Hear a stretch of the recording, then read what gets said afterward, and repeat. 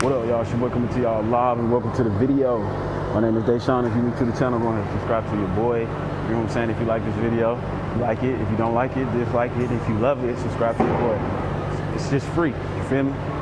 But with that being said, man, I want to kind of go over the chest and back workout that I did today, as you guys see on the title. And I kind of want to explain within my new program that I'm currently doing and why I'm doing what I'm doing. You get what I'm saying? So I don't want to lose you guys. I want to put the personal back into training, so let's get it.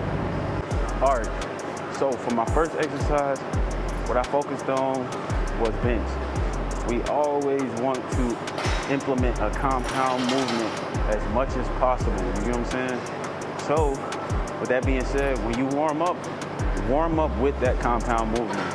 Now you have dynamic stretching, you have resistance stretching, you know what I'm saying, rehabilitation stretches and stuff like that, warm-ups and stuff like that.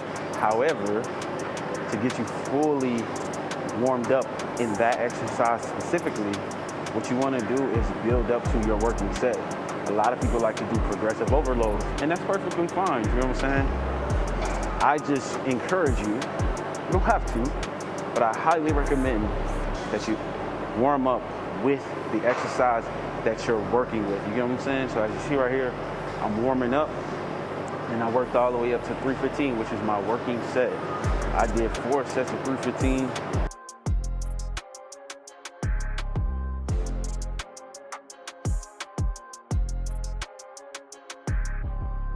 The kicker, the secret, you know what I'm saying, that I want to give y'all for watching this video is if I drop my weight down to 225 to be exact, and I wanted to burn out. I really didn't burn out. However, I did 20 reps of 225. What that allowed me to do is push beyond my muscle fatigue or my muscle endurance, you know what I'm saying? Muscle conditioning, you know? I still want to work on my conditioning just as much as I want to work on my strength. And the main thing I want to focus on is keeping the technique. All right, so for my next exercise, I moved over to dumbbell bench. And the reason why I wanted to move to dumbbell bench, and the reason why I did move to dumbbell bench, is because whenever you're benching, you always start off at the top, you know what I'm saying?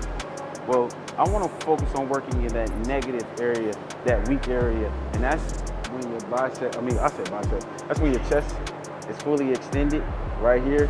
These called supinated, if I'm not mistaken. I'll put the word up there, bro. You know what I'm saying? This is a weak area. You know, when people do push-ups, they don't never get into that weak area because it's uncomfortable. Well, to me, I feel as if my philosophy is work in the uncomfortable areas so you can get stronger at that area.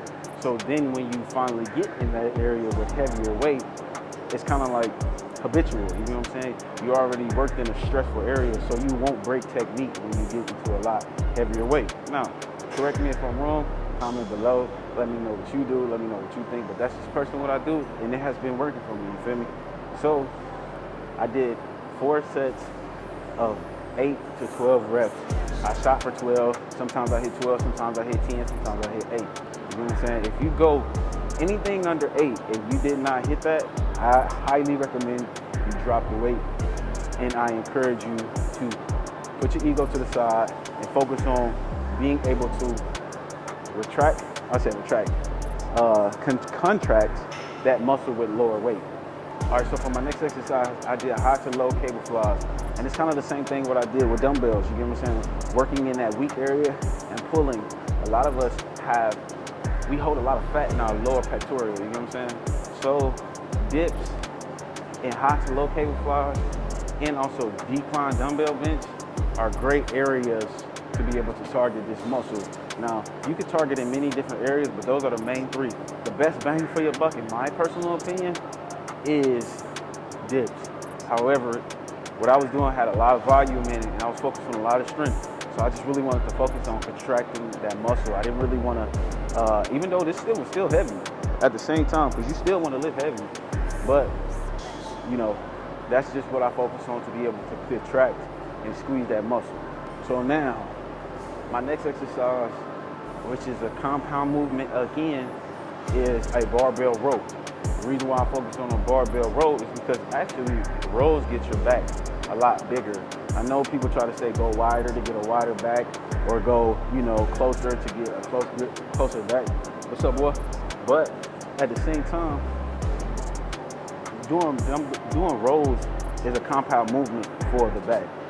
Anytime you do work in body parts, always focus on the compound movement of that body part first, and then work your way down. That's just a highly recommended thing that I would encourage you guys to do.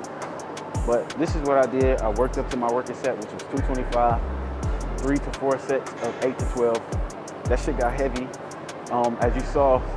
As you see, like I started to jerk a little bit. Once I started to jerk a little bit, I'm taking away momentum and I'm putting myself at risk of getting injured. So I wanted to bump down the weight. You get what I'm saying? I completed it. However, anytime that happens, because I want to use this as an example, drop the weight, bro. Put your ego to the side and contract the muscle. That's the main thing of how you grow. It's called bodybuilding or developing the muscle. You know what I'm saying? And last but not least, I did a hammer strength row because I wanted to go unilateral or isolated the movement. And I did 2 plates, and I wanted to focus on contracting that muscle. I did 4 sets to 8 to 12 reps, but I really focused and targeted in the middle around like 10, you know what I'm saying? But that's mainly it. That's what I did. Now, let me kind of explain why I'm doing what I'm doing. Hold on, forgot to mention that I did dumbbell curls, 3 to 4 sets, and I also supersetted that with tricep press downs, just so I can target my arms, you know what I'm saying? Again, it's full body. However, I just want to focus on those areas that I target. We hit chest, so it's indirectly hitting my triceps, and we also hit back, it's indirectly hitting my biceps. So to kind of re-hit those areas directly, you get what I'm saying? I did these 2 exercises, supersetted to keep the volume high, you know what I'm saying? All right, get back to it. The reason why I'm doing what I'm doing because it has been proven that working full body is more beneficial than taking away from the bro split. You know what I'm saying? Bro split here, bro split there. I believe bro splits are beneficial to those who are obsessed with the gym, those who come in here every day, the fitness influencers that just spend hours upon hours upon hours in here a day. You get what I'm saying? But for those beginners who are trying to get into the gym or trying to find the best way to start, focus on the compound movements. Do benching, squatting, rowing, shoulder press, you know what I'm saying? On my split, I break those up. I do benching and rowing, and then the next day I do overhead press and squatting. And it's 4 days on, 1 day off, 4 days on, 1 day off. So I'm targeting these areas at least twice, sometimes 3 times a week. You know what I'm saying? So with that being said, man, y'all give this a try. Y'all stay tuned for more videos like this. Hopefully you guys enjoyed this video. I hope I didn't ramble too much. I don't want to lose y'all in the sauce, but I want to get y'all right, you feel me? Again, I'm trying to put the personal back in the training. So go ahead and follow your boy at JSean_Marshall_ on Instagram, or DM coaching for short videos explained like this, if that makes sense. But yeah, y'all know what it is. Together we stand, divided we fall. Fuck the propaganda on this fitness shit. I'll see y'all in the next video. I'll holla at y'all.